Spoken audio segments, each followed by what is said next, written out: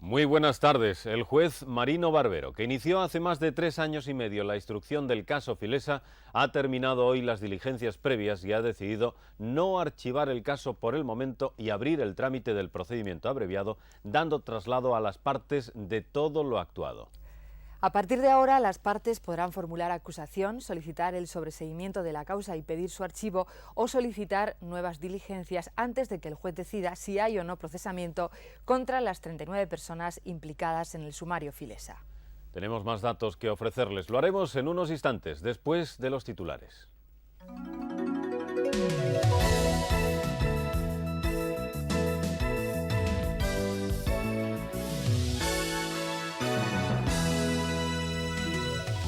El fiscal investigará si hay irregularidades en las residencias de la Unión Pía de la Cruz y la Resurrección.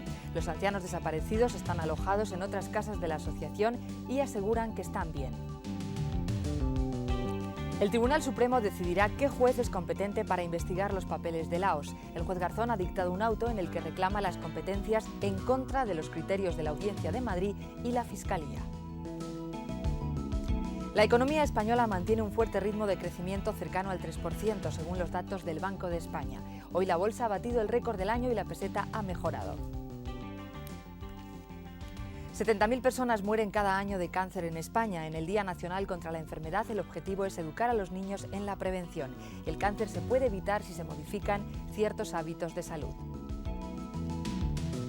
En Zagreb han vuelto a sonar las alarmas, aunque no ha habido bombardeos. El presidente croata advierte que un nuevo ataque serbio tendría una respuesta bélica inmediata.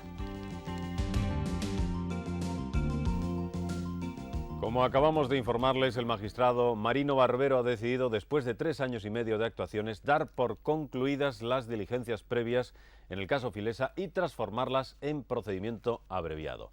Un trámite que supone un leve avance en la instrucción del caso y sobre el que ahora los defensores y acusadores tendrán que pronunciarse antes de que Barbero decida si procesa a las 39 personas que figuran como inculpadas o si, por el contrario, archiva el asunto. La resolución aprobada hoy por el instructor Marino Barbero no supone una acusación en firme o procesamiento de los 39 imputados.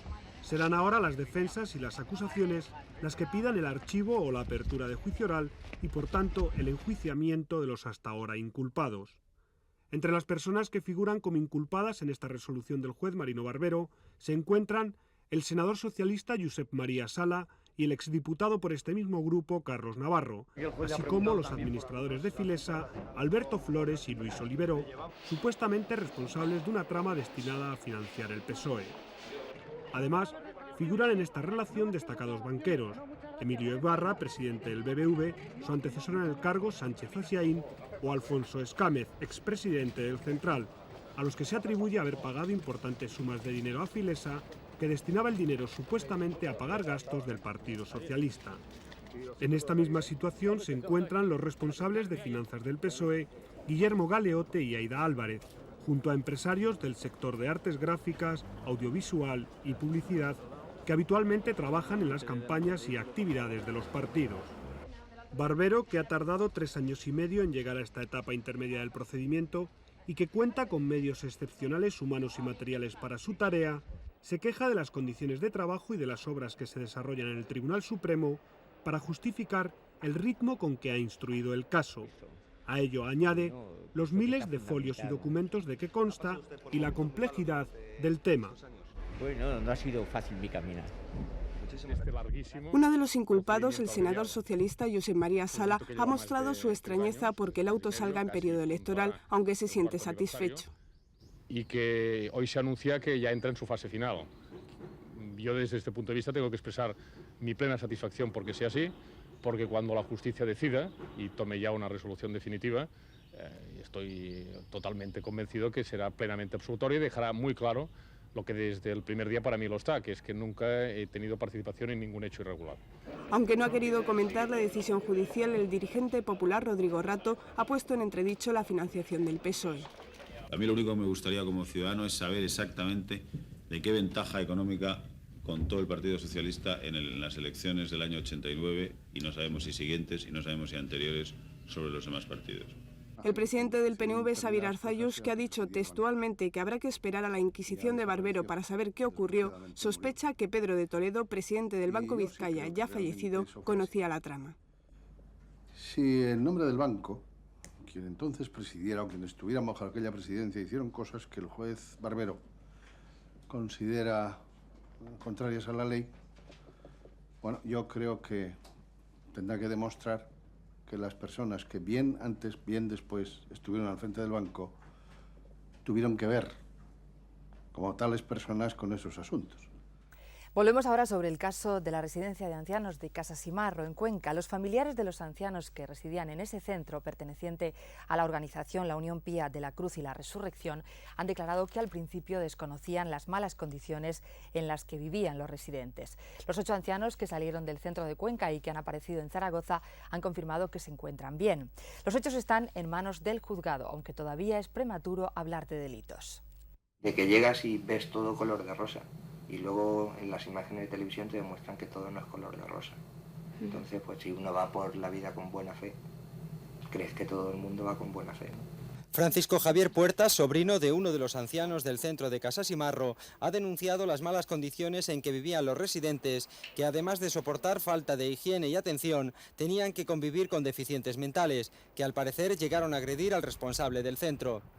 Tras recibir una llamada, fue a recoger a su tío en la noche del sábado, encontrándolo solo y a las puertas del centro, con su ropa metida en bolsas de basura. Él estaba en la puerta, con 4 bolsas de basura con su ropa, esperando a que le recogiesen. Y pasamos dentro y estaban todos los internos metidos en un microbús. Los hechos están siendo investigados por el juzgado conquense de Motilla del Palancar, aunque según el fiscal es prematuro hablar de delitos.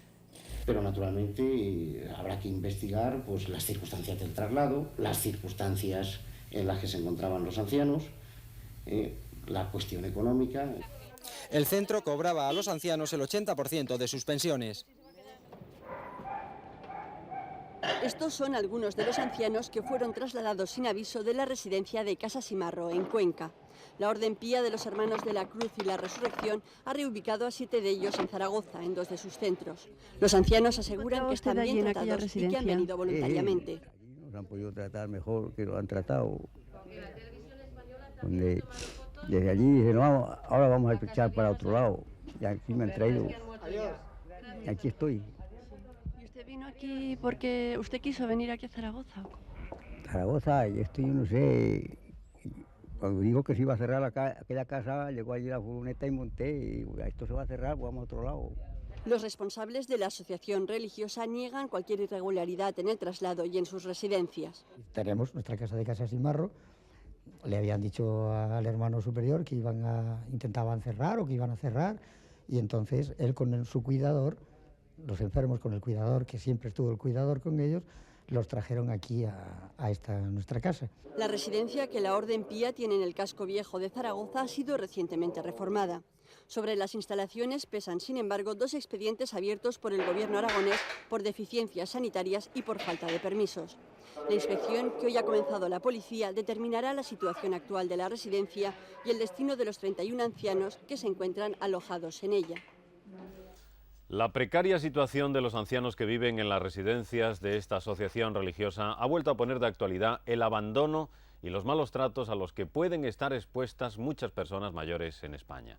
Expertos en gerontología reunidos en Almería en la primera conferencia de ancianos maltratados pedían esta mañana una ley de protección al mayor. Los ancianos se sienten solos, inseguros y prefieren permanecer en sus casas antes que ingresar en una residencia. En esto coinciden todos los expertos. Algunos pueden sufrir malos tratos físicos, pero sobre todo están expuestos al maltrato psicológico. El anciano maltratado suele ser mayor de 75 años, con deterioro de sus capacidades físicas y mentales. Suele estar considerado como una carga por su propia familia y puede maltratarle su hijo o el cónyuge de este. Yo creo que en síntesis los problemas de la residencia son un problema de deshumanización y de rápido crecimiento, a veces muy incontrolado. En España, el 75% de los mayores viven con sus hijos. Hay 140.000 plazas de residencias públicas y privadas, de las cuales 15.000 son ilegales o piratas. Que no se dispone de una legislación específica de protección al mayor y singularmente no hay unas normas de acreditación de las residencias. Por eso los responsables de estos centros aseguran que no son residencias, sino lugares de acogida, centros que sin embargo son objeto de investigación y de protestas de vecinos. Pues hemos quejado nosotros, es que hemos oído quejas de los residentes y hemos puesto denuncias en el Ayuntamiento, en la Consejería de Integración Social y en Comisaría. La Conferencia Episcopal Española asegura que el obispo de Guadalajara les denegó el permiso para ser asociación religiosa.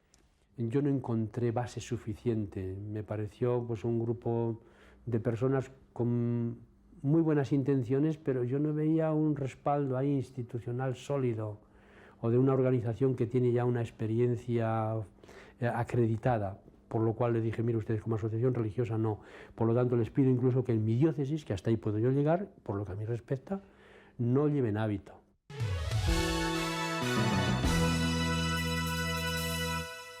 El Tribunal Supremo deberá decidir cuál de los dos jueces que de momento investigan la presunta falsedad de los llamados papeles de Laos se queda finalmente con el caso. Baltasar Garzón ha dictado hoy un auto en el que insiste en reclamar la competencia, en contra de los criterios de la Audiencia Provincial de Madrid y de la Fiscalía.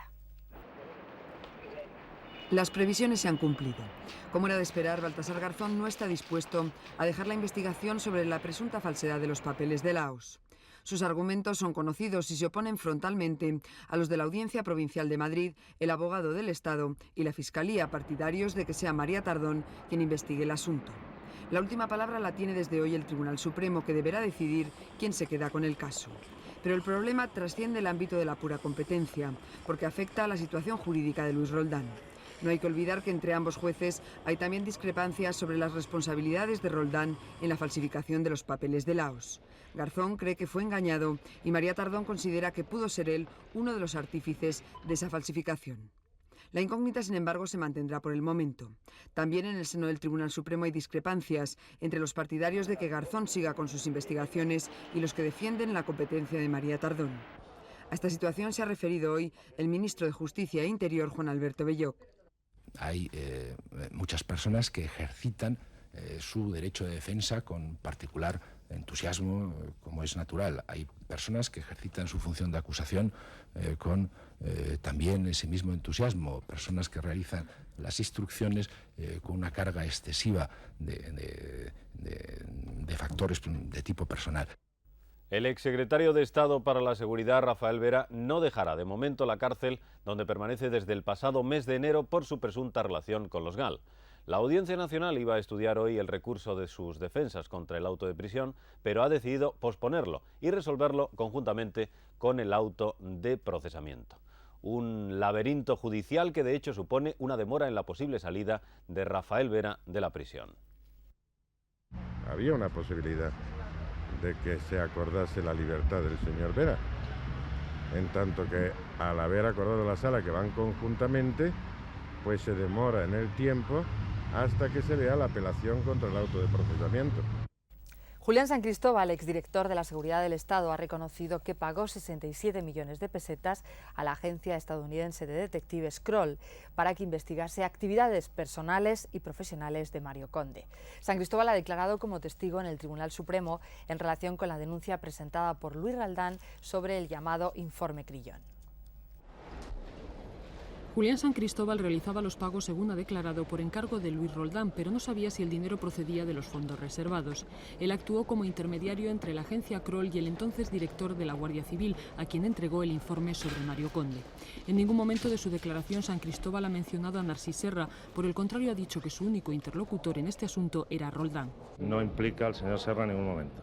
Él simplemente se ha limitado a decir que intervino efectivamente en poner en contacto los de la agencia Kroll para que hiciesen el informe, pero de pagos, de personas que lo encargasen, de eso nada. No voy a hacer ningún comentario que incremente la cortina de humo que quiere extender don Luis Roldán en relación a sus propias responsabilidades.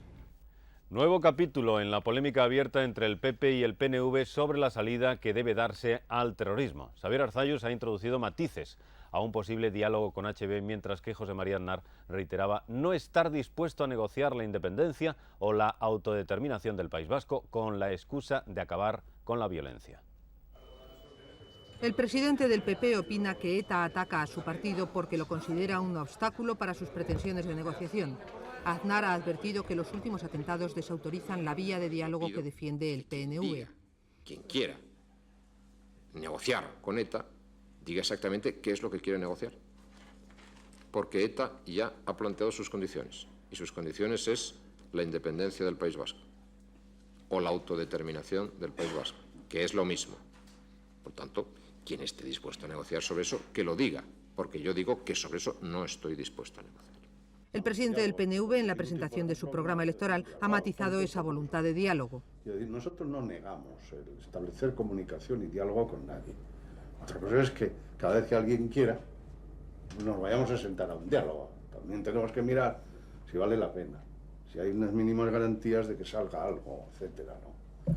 Por eso te digo que lo que sí te digo es que nosotros no nos tomamos esa decisión. En el marco de esta disputa, el presidente del PP en el País Vasco ha dicho que la campaña desatada por los nacionalistas contra la Guardia Civil tiene como objetivo quitarles la competencia de la lucha antiterrorista, lo que califica como locura e irresponsabilidad.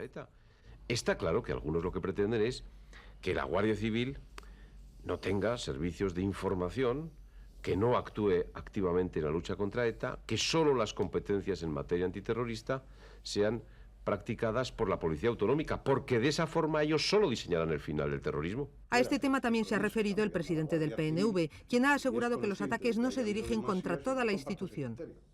Yo creo que a la Guardia Civil se le apoya haciendo una Guardia Civil entera, limpia, y que pueda tener, diríamos, una honorabilidad sin tacha, para lo cual hace falta eliminar las tachas. Entonces, el pensar que porque se va contra alguien que es miembro de la Guardia Civil, acusándole de determinados delitos, se ensucia la Guardia Civil. Para el ministro de Justicia e Interior, la polémica abierta entre el PP y el PNV pone en peligro el frente de los demócratas contra los terroristas. Eso es lo que pretende ETA. Y el conjunto del sistema cultural, político que supone un país, tiene el riesgo de volver a reproducir las mismas discusiones polémicas que tuvimos antes de la firma de los pactos de Ajuria Enea. En opinión del ministro, cualquier modificación en la respuesta de la sociedad a los terroristas debe hacerse con el sentido común y la prudencia que permitió llegar a los pactos de Ajuria Enea y Madrid. Los interventores judiciales de Galerías Preciados han elaborado un informe en el que acusan a los anteriores dueños y gestores de graves irregularidades que colocaron a la empresa al borde de la quiebra.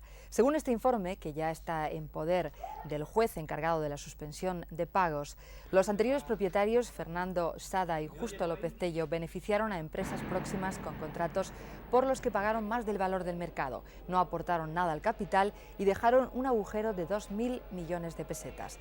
Los interventores elevan hasta los 92.000 millones la deuda actual de Galerías, que cada mes pierde 2.500 millones de pesetas.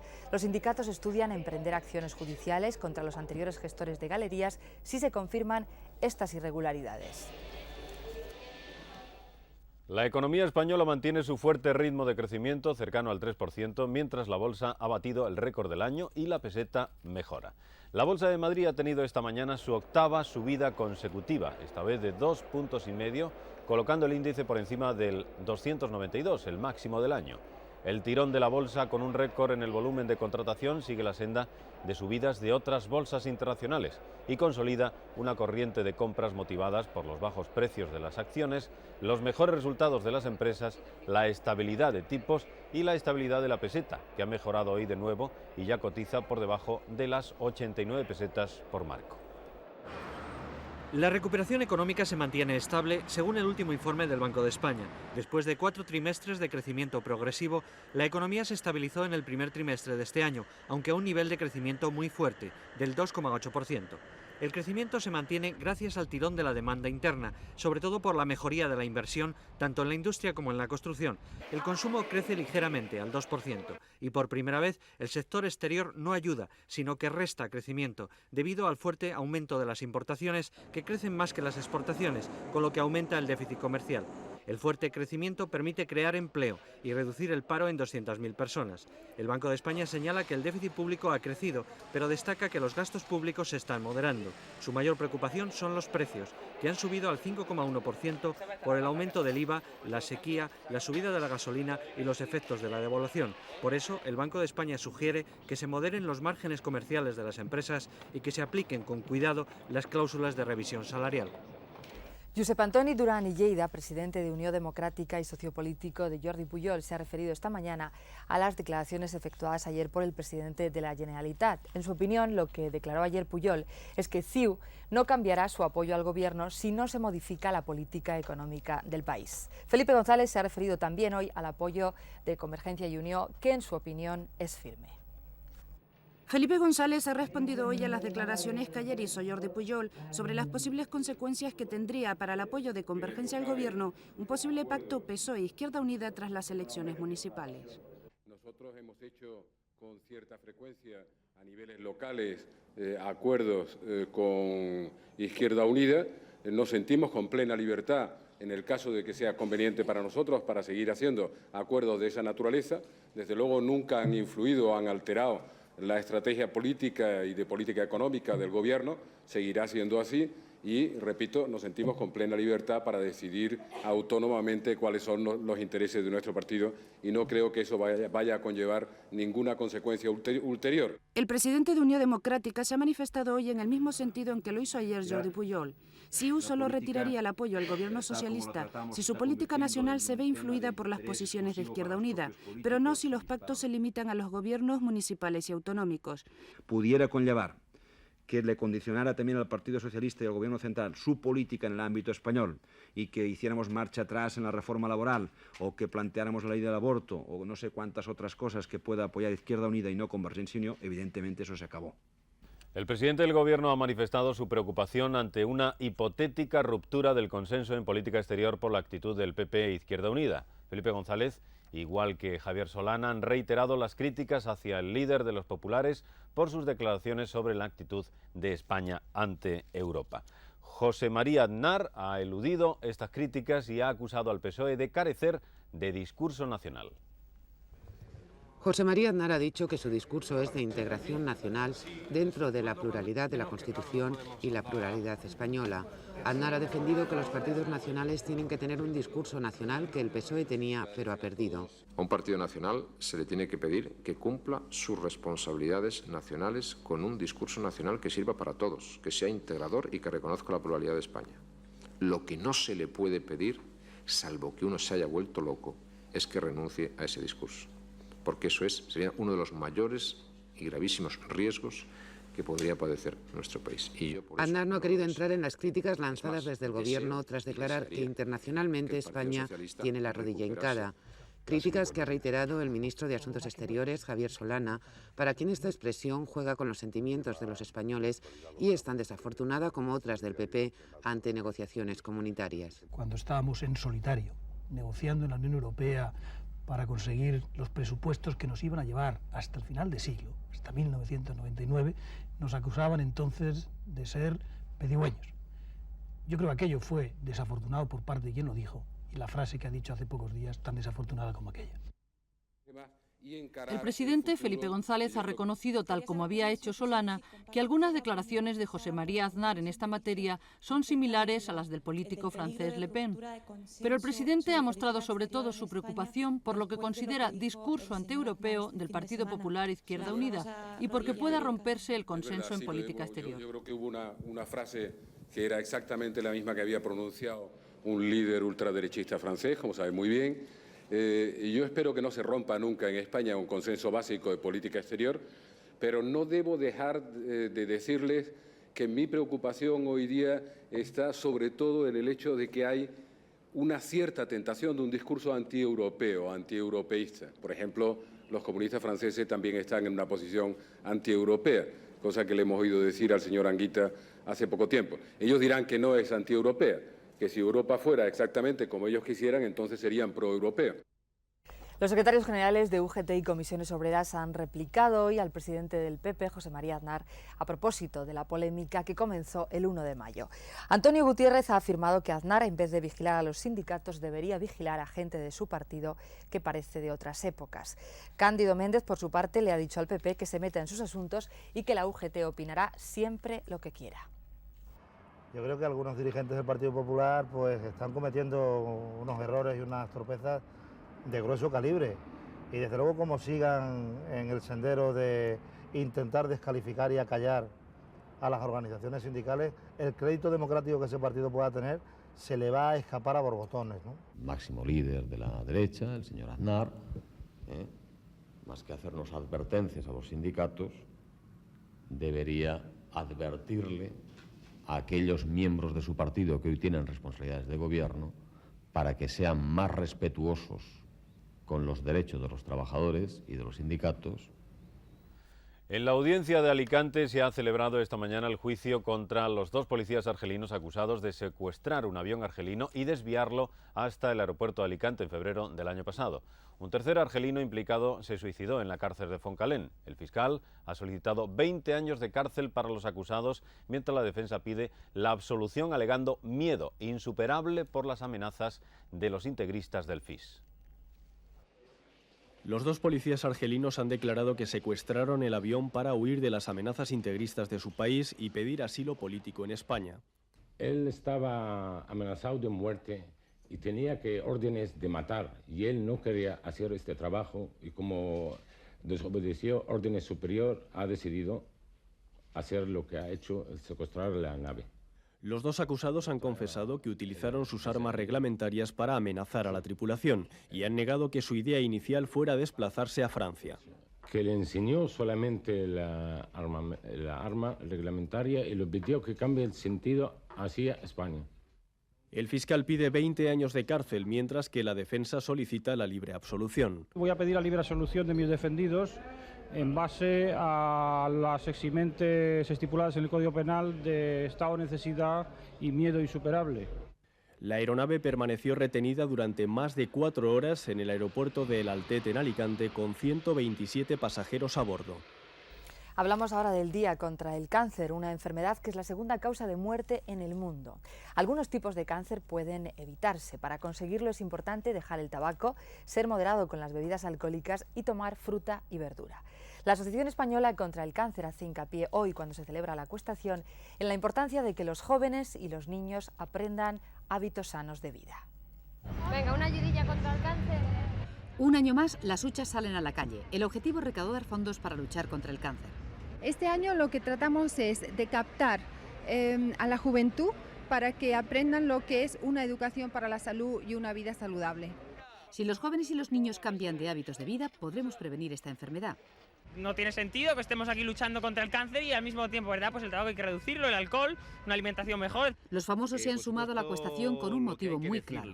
Que sean mis hijos de mentira es que los vicios que tenemos nosotros son estúpidos y son vicios contraídos y no son nada buenos, y que no cometan los errores que hemos cometido nosotros. Yo en mi casa, mi madre fuma muchísimo y estoy todo el día que deje de fumar y eso, y además mi padre murió de cáncer, entonces con más razón estoy aquí. El cáncer es la segunda causa de muerte en el mundo. Sin embargo, los cánceres se curan en un 50%.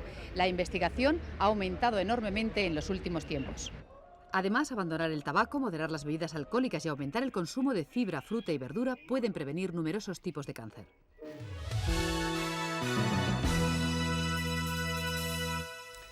En la capital de Croacia, Zagreb, han vuelto a sonar las alarmas. El presidente Tuđman ha advertido que un nuevo ataque contra Zagreb tendría una respuesta bélica inmediata. En la región croata de Eslavonia Occidental, las milicias serbias continúan resistiendo. Los mediadores internacionales tratan de reunir a las partes contendientes en Ginebra. Los líderes serbios de Croacia y de Bosnia se han reunido hoy para estudiar una respuesta conjunta y solidaria a la reciente ofensiva croata y a la esperada reanudación de la guerra en Bosnia. Las minorías serbias de estas 2 repúblicas exyugoslavas han establecido entidades separatistas que no han sido reconocidas por la comunidad internacional, pero que en la práctica funcionan como 2 estados independientes. Su objetivo, ya en marcha, es unificarse en un único estado y luego, cuando las condiciones sean propicias, unirse a la nueva y reducida Yugoslavia. Los analistas destacan, sin embargo, las discrepancias internas en cada una de estas minorías serbias. Se cree, por ejemplo, que el reciente bombardeo de Zagreb se debe a una iniciativa del presidente de la Krajina, Martic, que no cuenta con el respaldo de su primer ministro Mikelic. El padrino de este último es el presidente serbio Milosevic, poco interesado en una reanudación de la guerra debido al estrangulamiento económico que el embargo ha provocado en su país. Se desconoce hasta qué punto los radicales serbios de Croacia y de Bosnia tienen autonomía para proseguir la guerra en contra de los deseos de Milosevic, pero armas y voluntad de consolidar su entidad estatal les sobran. En la ciudad griega de Salónica, varios centenares de personas se han manifestado ante el consulado de Turquía con gritos contra el ministro de Estado y portavoz del gobierno turco que se encontraba en visita oficial. El ministro había declarado que en Grecia se discriminaba a la minoría turca, lo que el gobierno griego consideró una provocación. Los manifestantes han atacado con piedras y palos los coches en los que viajaban el ministro y los periodistas turcos que le acompañaban. La policía ha cargado contra los manifestantes y varios de ellos han sido finalmente detenidos. La violencia empañó anoche la visita del primer ministro británico a Londonderry, la ciudad norirlandesa donde hace 25 años estallaron los disturbios nacionalistas. Varias personas resultaron heridas cuando la policía intentaba dispersar una manifestación de simpatizantes del Sinn Féin. La visita de John Major al Ulster tenía como misión reafirmar las ventajas del periodo de paz, pero los incidentes que se produjeron, recordando otras épocas, han puesto en peligro las negociaciones. Un grupo de simpatizantes republicanos esperaba al primer ministro en el Museo de la Torre de Londonderry. La policía quiso desalojarlos y ellos respondieron con violencia. En los enfrentamientos había participantes que parecían solazarse.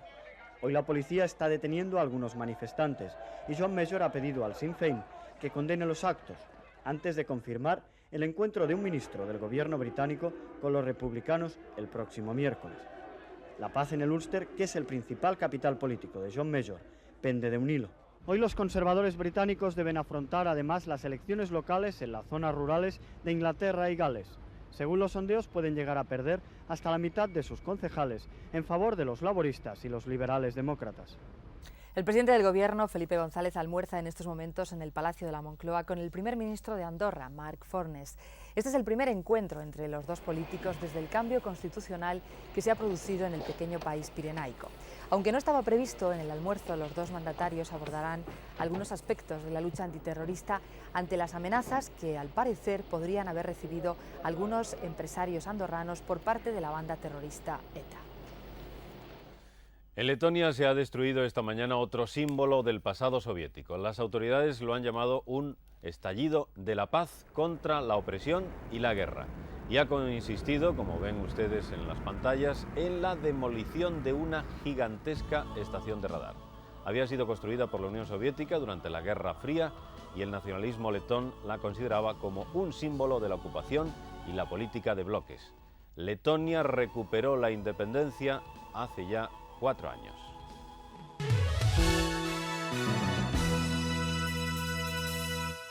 Nos ocupamos ya del deporte. Mitchell, el centrocampista del Real Madrid, no podrá jugar en esta temporada como era su deseo. Una infección en su rodilla izquierda, operada el 5 de diciembre del año pasado, le hará retrasar 2 meses su recuperación. Mitchell y el doctor Herrador se han reunido esta mañana con el presidente Ramón Mendoza, al que han informado de la recaída del jugador en su recuperación. Al término de la entrevista, Mitchell salía al paso de los rumores que le apartaban definitivamente del fútbol. Pero que no es un problema grave, insisto. O sea, he leído, incluso y he escuchado que podría adelantar mi retirada del fútbol. O sea, estoy un poco sorprendido. Mitchell se lesionó de forma fortuita ante la Real Sociedad, precisamente el mismo rival que visitará el Bernabéu el próximo domingo. La rotura de ligamentos le pronosticaba una larga inactividad, pero todos confiaban en que jugara en los últimos partidos de la competición. La infección, aparecida ahora, retrasará su recuperación en unos 2 meses. El tiempo de retraso es un poco imprevisible, evidentemente se nos va a retrasar algo, estamos en los 5 meses y esperemos que esté para principio de temporada. El jugador deberá reposar 3 semanas y abandonar los entrenamientos a los que recientemente se había incorporado. Real Madrid y Barcelona disputan hoy en el Palacio de Deportes el tercer encuentro de semifinales de la Liga de Baloncesto. La eliminatoria está igualada después de los dos primeros partidos disputados en el Palau Sant Jordi. El encuentro de esta tarde será ofrecido en directo por la 2 a partir de las 8:15. Se enfrentan dos conceptos distintos de entender el baloncesto: la fuerza interior y el control del Real Madrid contra el juego exterior y la velocidad del Barcelona. El devenir de estos dos equipos en la presente temporada lo ha mostrado. Siempre ha vencido aquel que ha sabido imponer su estilo. La clave del partido va a ser quién controla el ritmo del partido. Y en este caso yo creo que quien consigue esto, pues ganará el partido. Será sin duda un partido excitante. No es solo que se enfrenten el campeón de Europa y el primer clasificado en la fase regular de la Liga, ni que estén empatados a una victoria. Es que se trata del Real Madrid y el Barcelona, la rivalidad más antigua y fecunda del deporte español. Creo que el primer objetivo tiene que ser el quedar campeón de Liga, pero desde luego es imposible abstraerse de esa rivalidad entre el Madrid y el Barcelona perpetua. El resultado de hoy no será definitivo. Pase lo que pase, habrá que jugar al menos otro partido. Pero la psicología es determinante también en el deporte. Aquel que sea capaz de vencer esta tarde invertirá en su favor la orientación de la eliminatoria. El tiempo continúa igual, es decir, tormentoso en zonas de montaña y con intervalos nubosos en la mayoría de las regiones. En estos momentos todas las capitales españolas pasan de 20 grados y algunas en el sur se acercan a los 30. Anoche teníamos también sobre casi toda España nubosidad variable, como ahora mismo. Cayeron algunos chubascos, pero durante toda la jornada, en las 24 horas pasadas, donde más llovió fue en la meseta norte y concretamente en Soria, donde se llegaron a recoger casi 20 litros. Las temperaturas fueron bastante suaves, de hecho casi todas las capitales españolas estaban por encima de 10 grados y en algunos puntos del sur de la península, sobre todo del Valle del Guadalquivir y el archipiélago canario, se acercaban a los 20 grados. Hay un poco de inestabilidad en el norte del continente africano, lo vemos aquí justamente en el Golfo de Cádiz, y esta tarde, además de esto, habrá nubosidad de evolución, como estos días atrás, en el interior, sobre todo en zonas montañosas, que probablemente den lugar a tormentas en general débiles. Cielos despejados o casi despejados a orillas del Mediterráneo, archipiélago balear y en el sur de las Islas Canarias. Mañana vamos a amanecer con algunas brumas y nieblas en zonas costeras, las nieblas más persistentes en la comunidad gallega, luego se formará nubosidad de evolución en zonas de montaña que darán lugar a tormentas que podrían ser localmente moderadas, sobre todo en la mitad occidental de la península. Despejado o casi despejado a orillas del Mediterráneo, archipiélago balear y archipiélago canario, y las temperaturas sin grandes cambios. El Salón del Cómic de Barcelona, el más importante de España, abre hoy sus puertas en la Estación de Francia. Este año, centenario de la invención del cine, dedicará un espacio y muchas de sus actividades a la relación del cómic con el séptimo arte. Los personajes más populares del cómic abandonan por unos días las viñetas de los tebeos y ocupan desde hoy los andenes de la Estación de Francia de Barcelona. Desde los más legendarios hasta los protagonistas de los últimos cómics japoneses, sin olvidar algunos tan entrañables como Carpanta, que ahora encontraremos en sellos de correos. Con la edición de este año, el Salón del Cómic intenta también atraer al gran público, mostrando, por ejemplo, escenas de la actualidad política en clave de humor, o imágenes del cómic en el mundo del cine. Y es que la televisión, el vídeo y la crisis han hecho disminuir las ventas e incluso han obligado a modificar los formatos. Tras el boom registrado en los años 80, el Salón refleja los cambios que se producen en el mundo del cómic y propone nuevos autores, nuevas vías y también distintos estilos y formatos. El nuevo formato que va a triunfar o tener cierto éxito en el Salón es el pequeño, el barato, el llamado comic book americano, y se aplica también a los viejos clásicos españoles de toda la vida, como por ejemplo Vázquez, al que conocemos de todas las publicaciones. Junto a producciones independientes y alternativas como esta de Max, se mezclan multitud de estilos, pero los japoneses siguen siendo el número uno. Incluso dibujantes españoles se han especializado en imitar sus cómics. Dos esculturas del artista colombiano Fernando Botero forman parte desde hoy del paisaje urbano de Madrid. Ambas están situadas en dos puntos del Paseo de la Castellana. Una es esta mujer con espejo, donada por Botero como agradecimiento a la gran acogida que tuvo hace un año la exposición de 21 esculturas instaladas en el Paseo de Recoletos. La mujer con espejo, colocada en las inmediaciones de la Plaza de Colón, resultó ser la favorita de los madrileños. La otra escultura, esta que están viendo, adquirida por la compañía Telefónica, es una gran mano instalada en la Plaza de San Juan de la Cruz. Una mano tendida para el conocimiento del arte. Antes de la despedida, los titulares son estos. El juez Barbero concluye las diligencias previas del caso Filesa y las remite a las partes. Acusadores y defensores tendrán que pronunciarse antes de que Barbero decida si procesa o no a las 39 personas implicadas.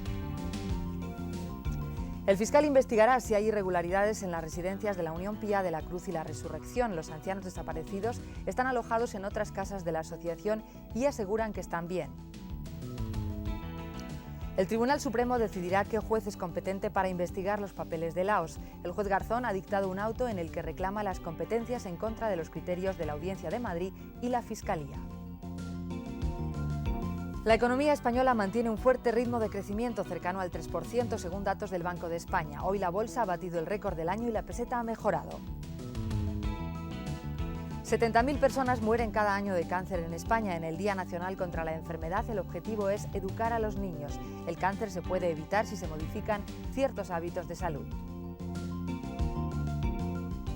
En Zagreb han vuelto a sonar las alarmas, aunque no ha habido bombardeos. El presidente croata advierte que un nuevo ataque serbio tendría una respuesta bélica inmediata. Nada más por nuestra parte, gracias por habernos acompañado. Les esperamos mañana, como siempre, a las 3. Hasta entonces. Muy buenas tardes.